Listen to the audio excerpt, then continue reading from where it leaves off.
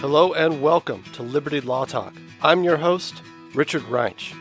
Liberty Law Talk is featured at the online journal Law and Liberty, which is available at lawliberty.org. Today I'm talking with David Davenport about a new book he has co-authored with Gordon Lloyd entitled How Public Policy Became War. David Davenport is a research fellow at the Hoover Institution specializing in international law and treaties and constitutional federalism. Before that, interestingly, he was president of Pepperdine University from 1985 to 2000. He's been a research fellow at Hoover since that time. David, glad to have you on the program. Thank you, Richard. Good to be here. Great. So thinking about this interesting title, How Public Policy Became War, what do you mean by that use of the term war in our politics and in our policymaking? Well, what we have figured out is that the war metaphor, as we call it, has largely taken over the making and carrying out of public policy. And by war, we mean moving everything onto an emergency action footing.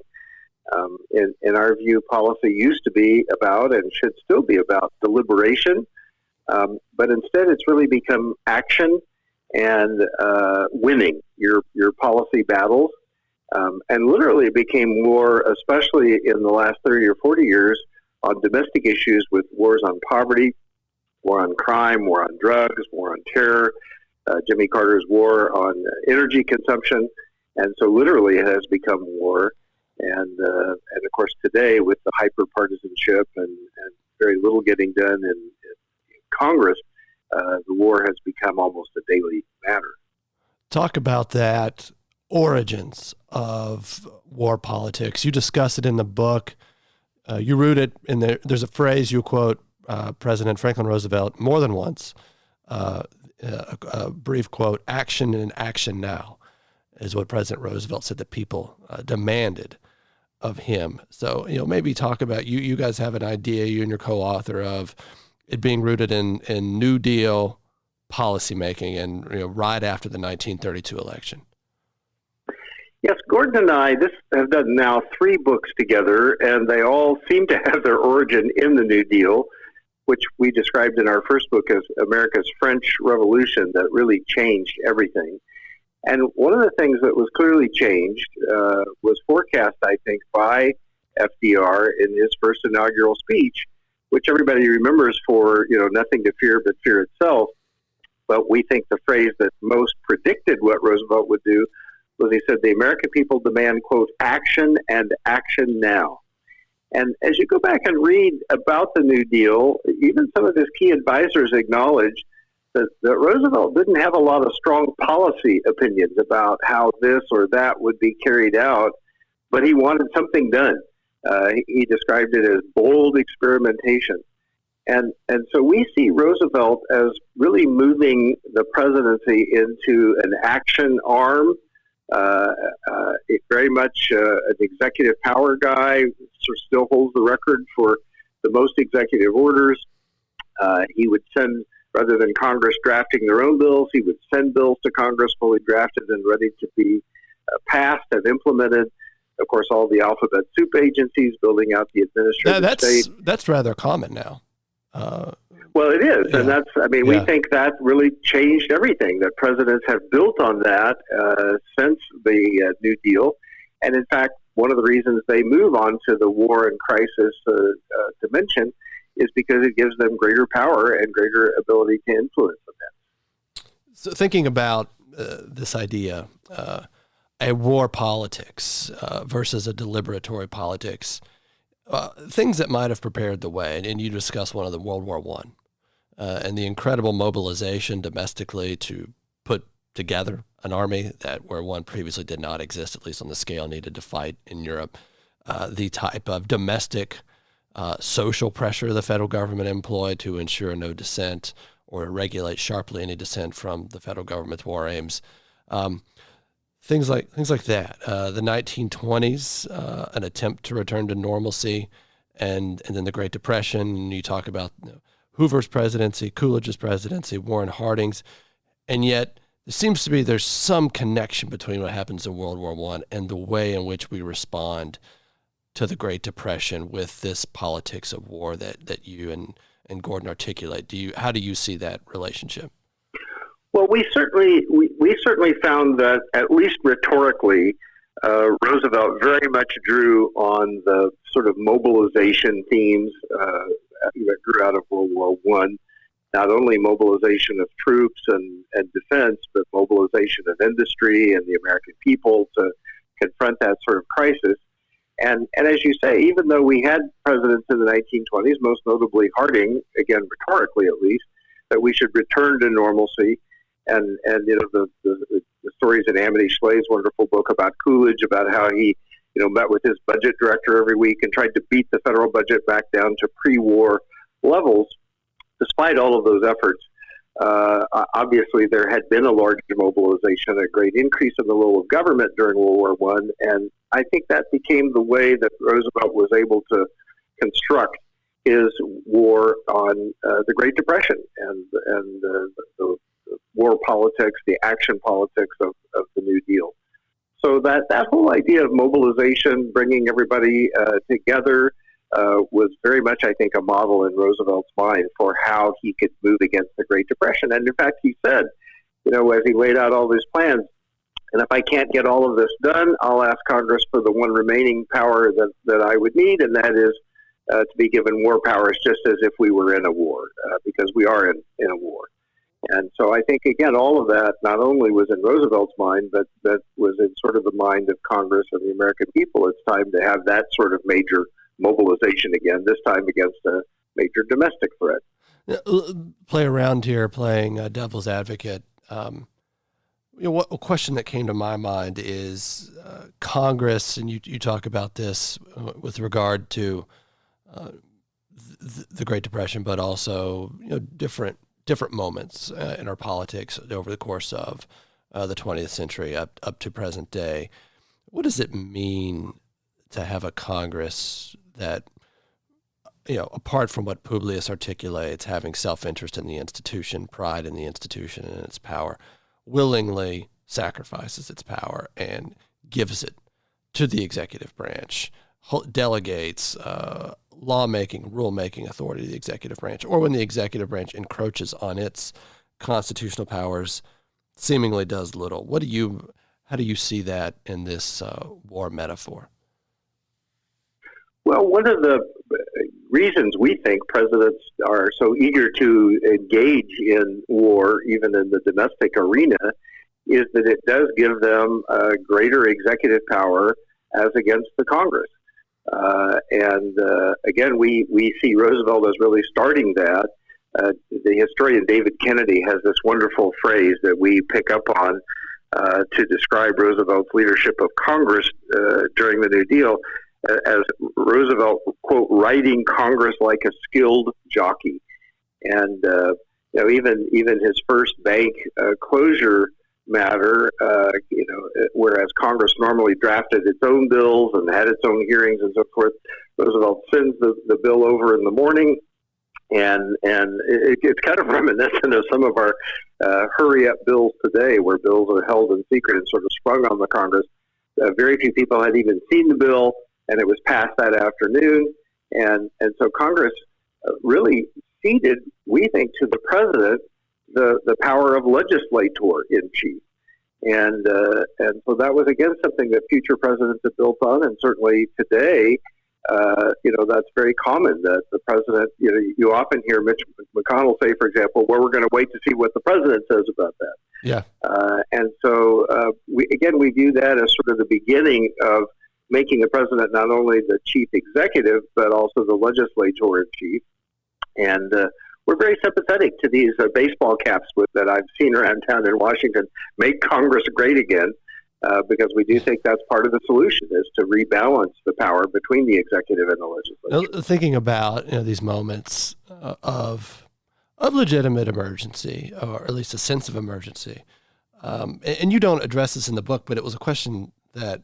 I thought maybe you could explore. What type of a country? You focus on political actors, rightly, president, Congress, judicial officials. But what type of a country accepts the war metaphor? as we seem to have accepted it. I mean, what is that? I mean, is there something about democracy, the unfolding of democracy in our country, that has sort of prepared us to look to a strong person in the center to govern us? Well, that is a very interesting question. Why do the American people accept, and maybe in some ways, as your question suggests, even seek that kind of executive leadership? And I do think that, frankly, and maybe this answer is a bit cynical, but I do think that the elites, if you will, or the presidents, the political leaders, have learned to persuade, perhaps even manipulate the American people into thinking we do have various emergencies and crises that simply can't wait. We need action, and action now. And so this bias toward, and I'm sure that there are a number of social and even business elements that feed into that. I mean, we have instant communication these days. We have instant travel. And so why can't we solve our problems more quickly?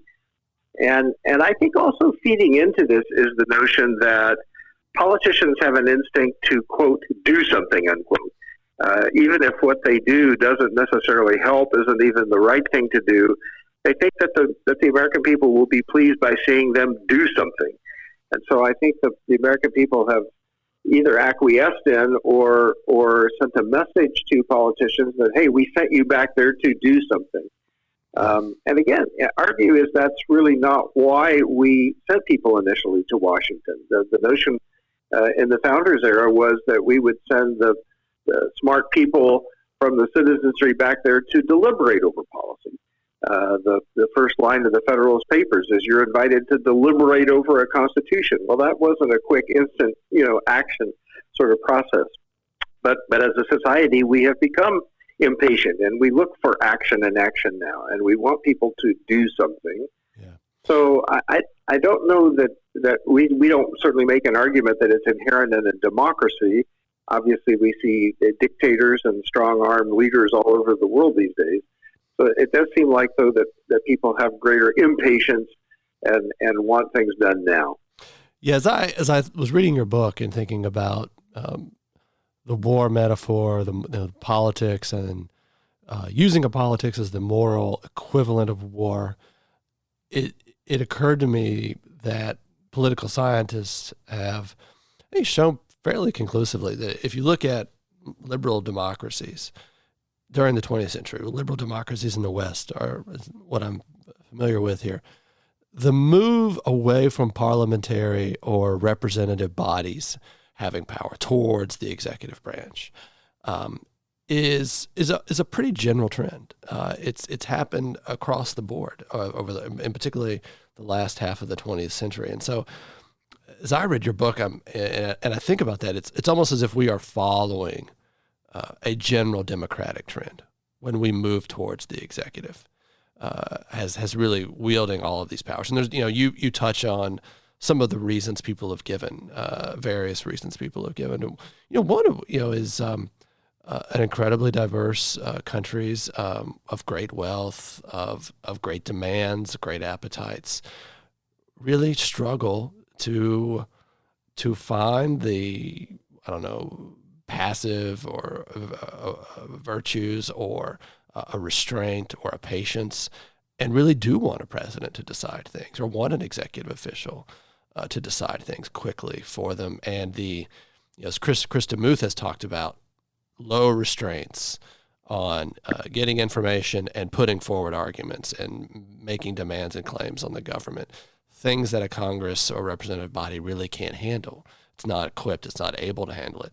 Yet the executive branch can receive it more actively and act on it. And as I was reading your book, all of those thoughts were sort of coming into my mind that maybe some of this is inevitable. I don't know. Well, I certainly think there is. There are very strong currents that are moving in that direction, whether or not it's inevitable. We also could look at Woodrow Wilson to Franklin Roosevelt and sort of the rise of experts as part of this trend. I think we've reached a point in our democracy where we're not sure that the wisdom of the people is sufficient to address some of these larger problems that government is supposed to tackle. And so if we can't rely on the people and deliberation for the answers, then we better turn to the experts. And I think Woodrow Wilson, right on through Franklin Roosevelt, began another turn, which is toward the use of experts and government as a science rather than the politics and deliberation of the people. And I think, frankly, as the people become less engaged in a democracy, and I think that's another troubling trend, then let's let them do that. That's why we send them to Sacramento. That's why we send them to Washington. And so I think people in the face of what seem to be large and complex problems feel helpless to solve or even address them. We've sort of lost faith that there's enough wisdom in the people to address today's policy challenges. So we do turn more readily, I think, to experts. And again, Gordon and I would argue that that's a troubling trend. I mean, you have to go back to Reagan, really, to find a respect for the role of the people and the fact that government is really about the consent of the governed. We've really moved quite a distance from that, I'm afraid. Right now, I think, thinking about Patrick Deneen's book, and this is something you don't address in the book, and I'm not saying that you should, but I thought it might be worth interesting talking about, is this idea that liberalism fulfills itself within progressivism. Why? One reason would be liberalism so strongly emphasizing the individual choice, putting that above any other end or purpose, starts to eat away at social institutions, fabrics, mediums like family, like religion, like community, and we lose self-governing virtues. And in a way, progressivism sort of looks like the fulfillment of liberalism. And if that's true, that's another way for me to think about this process of incredibly powerful executive branch and a withered self-governing Republican branch in Congress. How do you see that? I would say we certainly do see a diminishment of what we call in the book the filters between the American people and their government. And we make the point that we don't, of course, have a direct democracy. We have a representative democracy. And a part of that in the Constitution and in the view of the founders beyond the Constitution were all kinds of what we call filters that would sort of translate, if you will, between the people and their government. And we're thinking of constitutional structures. Yeah. Could you talk more about those filters? Yeah, we talk about formal constitutional structures like checks and balances and separations of power and the House being the people's house and the Senate being its representation being constructed differently. There's all kinds of structures of that kind. Then there are the intermediary associations, the ones that you've talked about, church, scouting, and various, as Tocqueville described, the whole network of nonprofits and associations in America that help organize people's thought and translate that and communicate that to leaders, and also help the people understand how to live and how to lead. We see a deterioration in all of those things. And you're right, the progressives see those structures and say, well, now we have to get rid of them because they're just anachronisms. They're getting in the way of getting done what the people want to have done.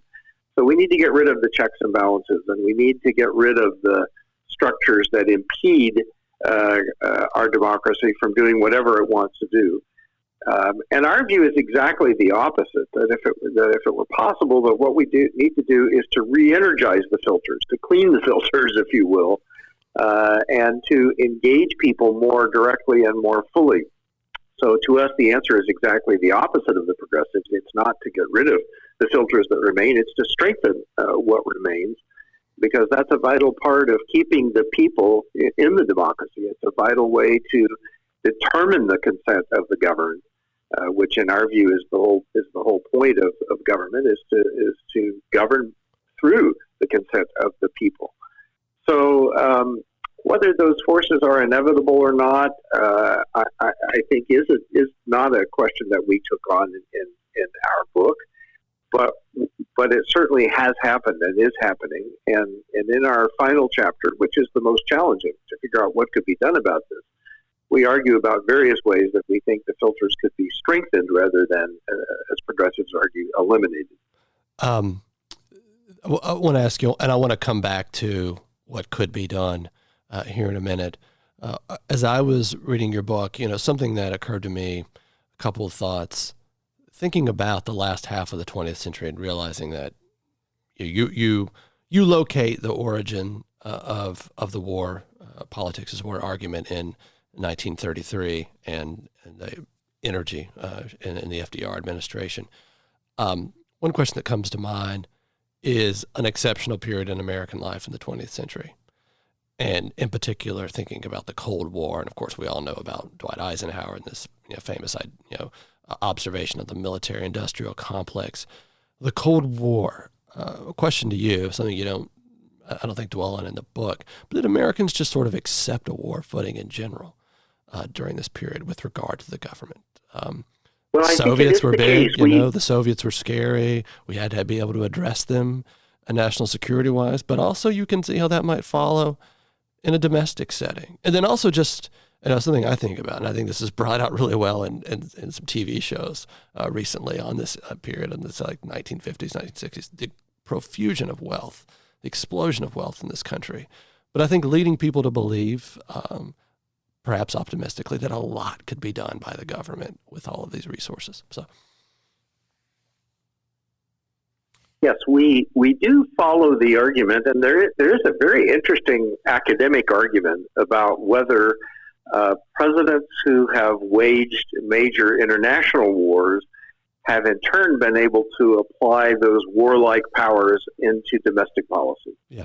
And that is an argument that we trace in our book, and we conclude that the answer is yes, that presidents like LBJ and Richard Nixon in Vietnam, certainly George W. Bush and the War on Terror, that Americans were willing to cede global war powers to them because of external enemies, but that those presidents were also able to expand their domestic powers. So there was a sort of carryover, if you will, from their global war powers into their domestic war powers. Congress would give them greater leeway in terms of domestic leadership. And then, frankly, presidents would tack on a national security argument.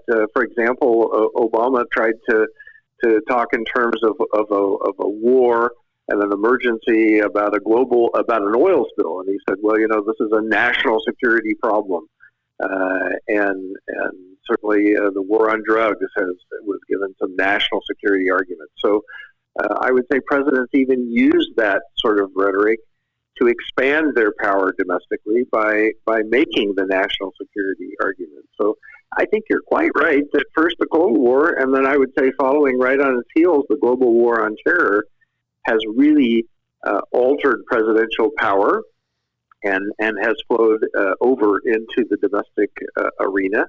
And I think has also led to acquiescence by both the people and the Congress to presidential power, because as you say, these are big problems, and we need strong action. And so there has been, I think, both an assumption of power by presidents and an acquiescence by Congress and the people during war. Interesting. You note in the book, and maybe I'm asking questions that are variations on a theme here, but there's these war on abstractions, war on poverty, war on drugs. Because drugs aren't exactly an abstraction, but this idea that you would have sort of a war, almost a maximal effort on substances that alter your state of consciousness, war on terror, things like this, war on. Why do you? It's interesting that why would we accept that? Why would we and not think about the corollary that a war on abstraction invites limitless means to that end, limitless government means, but also have any of these wars been successful? Is there a reason why we keep accepting them or allowing them to occur? I think the war metaphor, which is what we're really talking about here, is attractive to both presidents and the people, because what happens is we take sort of intractable problems, things that we don't really know what to do about, and precisely because we don't know what to do about them and how to fashion a policy that would specifically tackle elements of the problem, well, we just declare war on it, and that becomes a way of moving into the action arena. And so the stories of many of these wars, my favorite is Lyndon Johnson's War on Poverty, where he became president in November with the tragic assassination of John Kennedy, and he gathers his advisors together in December because he's got a State of the Union to give in January, and he says, I want to do something about poverty. And I've found some money in the budget to do something about poverty, so tell me what to do. Well, at the time, frankly, very little was known about anti-poverty policy and what to do, and so the advisors came back with a series of smaller pilot projects, and Johnson was not a small pilot project kind of guy. And so instead, he declared war on poverty without really having any clear idea of what was to be done about it. And of course, that frame continues today, 50 years later. We're still fighting the war on poverty, and we end up with money in all kinds of different government agencies and all kinds of programs that just keep growing. So we don't really have a strategy. We don't really have an enemy that's defined. As you say, these are sort of abstractions. So I think we take things that we don't know what to do about. What are we going to do about drugs? What are we going to do about crime? It's getting worse. What are we going to do about poverty? And we say, well, what we can do is declare war, and we can appoint a czar in the case of drugs, and we can federalize things that used to be state policy, as in the case of crime. It used to be a matter of state and local policy. So all kinds of government effects occur in terms of spending and federal and executive power, but it's really light on policy. We make the statement that most of these wars start out the same way, heavy on rhetoric and light on policy. And I think it's just very tempting. We don't know what else to do. We don't have a series of very clear policies in mind, so we just declare an omnibus war and start moving. Is a question, something that you note. It's interesting. I was thinking too. President Lyndon Johnson's speech at the University of Michigan. I think that's when he formally announced the Great Society. That is a breathtaking speech to read, and sort of the goals, the things that he identifies that will be done, creating space. He's going to create leisure opportunities, cultural opportunities, things like this. Right. And improve the cities, improve the countryside. Yeah, where does that go? Where does that leave us? Something that occurs to me as well is, you read about the inaction of Congress, and you note this, several comparisons. Congress might pass 15 statutes in a session, but there's 1,000 rulemakings by administrative bodies during that same time period. That in and of itself is an indication of where we are. Yes. Again, the war metaphor sort of begins with presidential rhetoric. And so, Johnson's State of the Union announcing the war on poverty, the University of Michigan speech announcing the Great Society. I mean, these are all, major declarations. And then by the time the administrative state has been built up, again, beginning with the alphabet soup agencies of the New Deal, then several agencies can be brought to bear trying to carry out, those very large policy declarations and declarations of war. And so the machinery of the federal government, we get all these different departments and agencies moving in that warlike direction. And so I think it's a pattern we see over and over. And again, one started by Roosevelt, first laying the rhetorical base for war.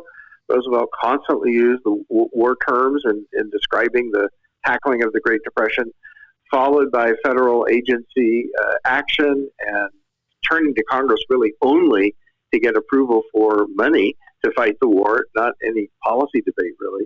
Mm-hmm. And so it's a pattern that we see over and over. And presidents aren't dumb; they learn from these experiences.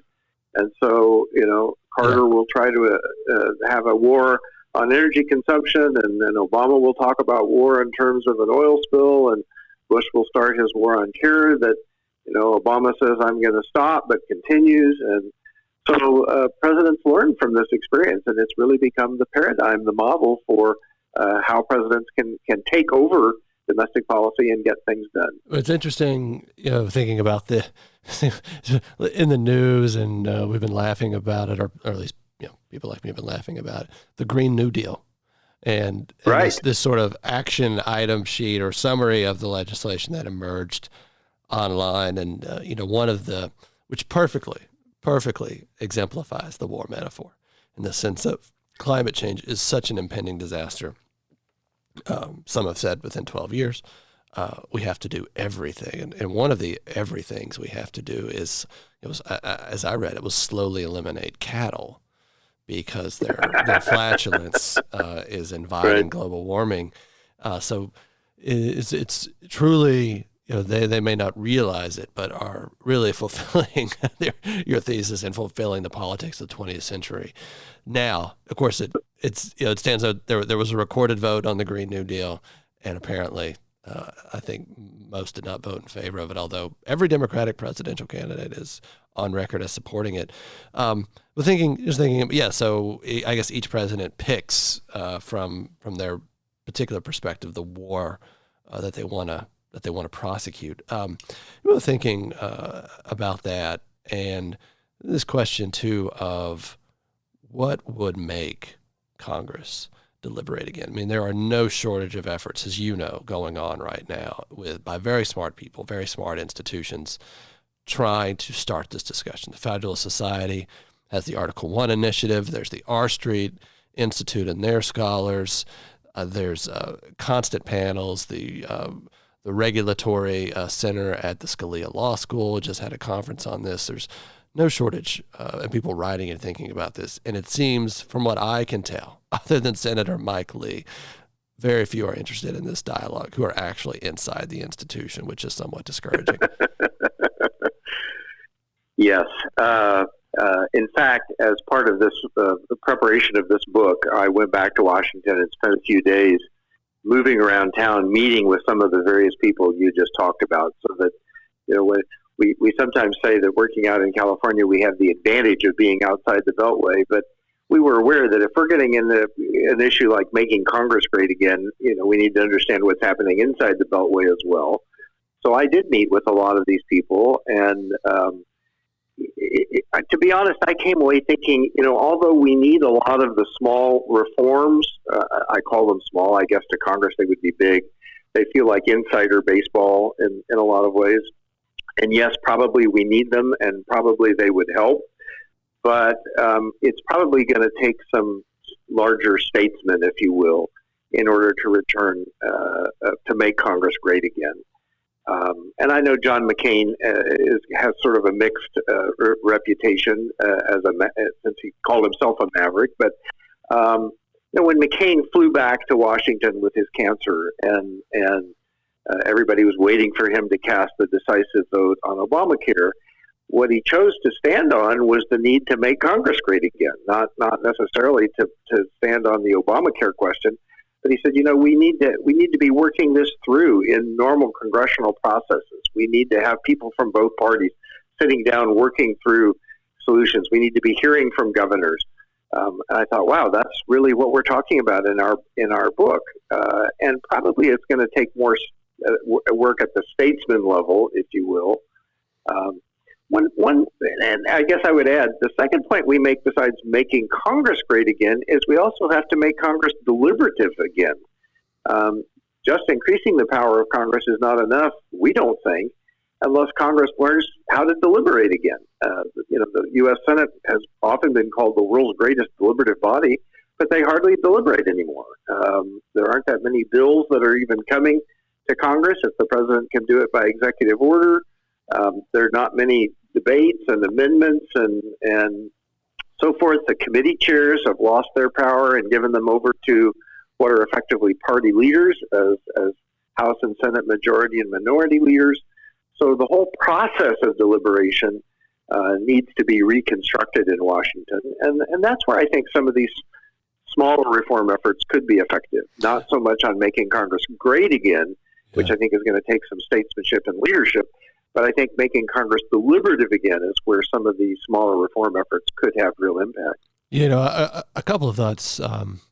James Buckley, the Honorable James Buckley, senator from New York, federal judge, he's done a lot of things, had a book a few years ago. And one of the points he noted is, with regard to Congress, is the way in which Supreme Court decisions altered their powers. Supreme Court decisions greenlighting that the Commerce Clause basically was unlimited. Thus, there were no limits to federal power. The way and then what did that turn Congress into? What did that turn federal power into? And one conclusion I took is, paradoxically, when the federal government is everything, it's really about nothing. And if that's true, then why? Really, what matters is partisanship and power, not necessarily the deliberation of an institution. And so wherever one can prosecute that, most effectually is where you're going to put your emphasis. And so maybe that's the court, maybe that's the presidency. But in terms of separation of powers and the ways in which institutions work, none of that really matters because, effectively you've gutted these constitutional doctrines. And I kind of see it working that way now, no matter who, particularly when you've got one party control of Washington. Certainly the institutions don't matter. It's just get it done. Well, it's interesting. Gordon and I discussed this privately a great deal. What would it take to have statesmen begin to shift the balance of power? Of course, the founders thought that the legislature would be the most powerful branch, and they were worried about whether they could have a sufficiently energetic president, as they put it, and they thought the courts would be the least of the branches. So we've basically turned all that upside down. The presidency is probably the strongest now, followed very closely by the courts. Some would argue the courts are even more powerful than the president, and Congress bringing up the rear. We kind of thought that the war powers would be one place that there would be some anxiety about President Trump and war power, and the Democrats and Republicans might come together to do something about strengthening Congress in the war powers area. That is still a possibility. To our pleasant surprise, there's been a little bit of work since we wrote our book about collaborative budget making, that there are Democrats and Republicans actually meeting together to talk about congressional spending and about the budget. And so some of these, we're not quite sure where the lightning will strike, but we think in some crisis in some area that it will no longer be a so-called gang of 4 or gang of 10 that meet secretly in somebody's office to do bipartisan work, but that there will actually be some emergency, some crisis, some formal reason why Republicans and Democrats have to begin working together in Congress.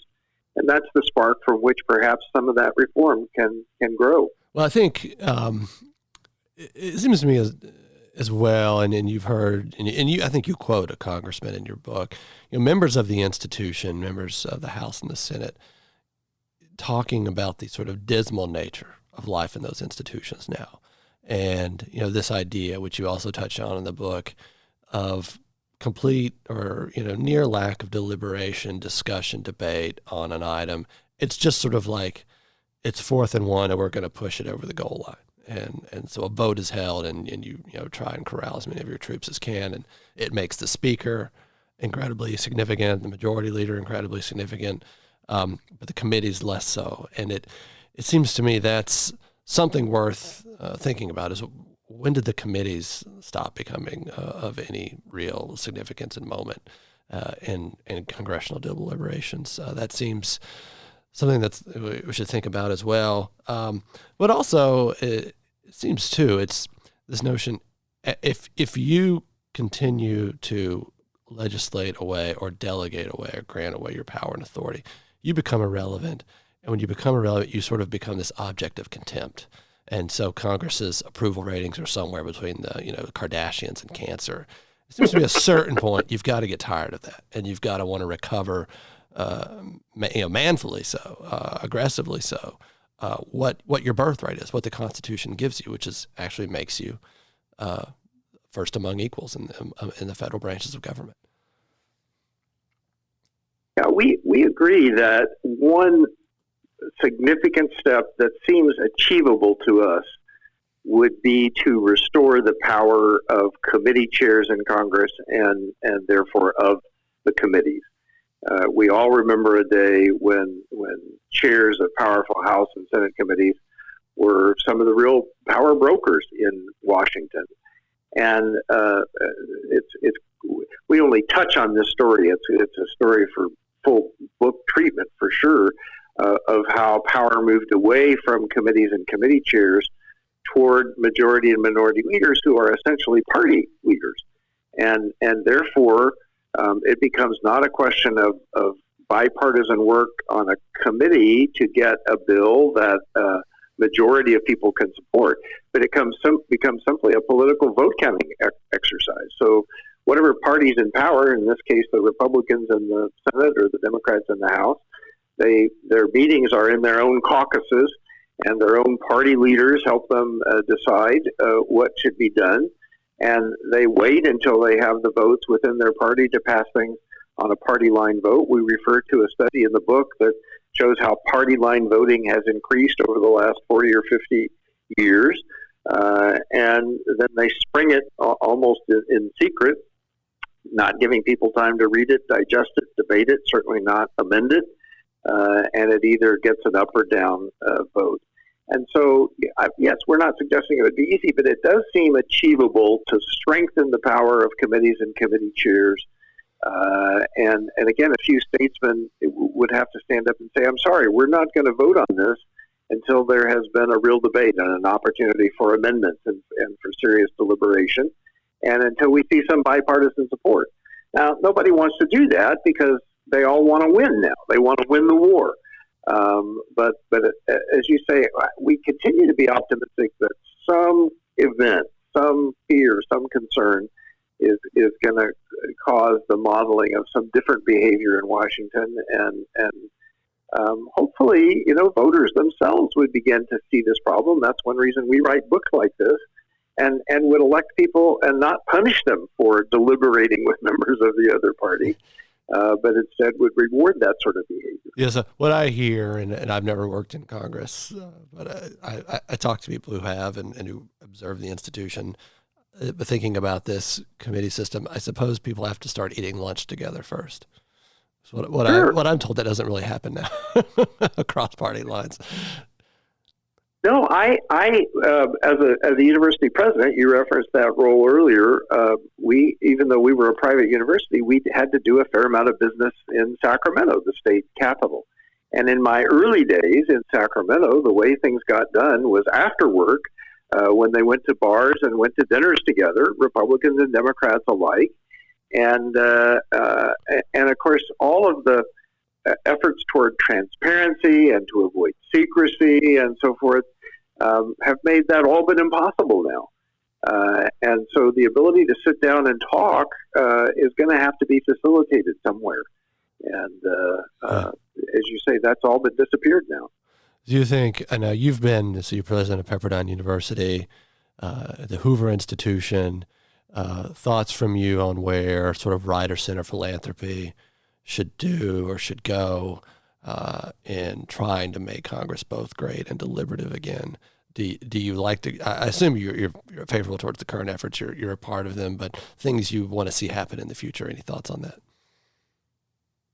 Well, the leading point we make in our book is that we think the filters need to be strengthened and defended. We sort of view that as our distinctive contribution to the discussion.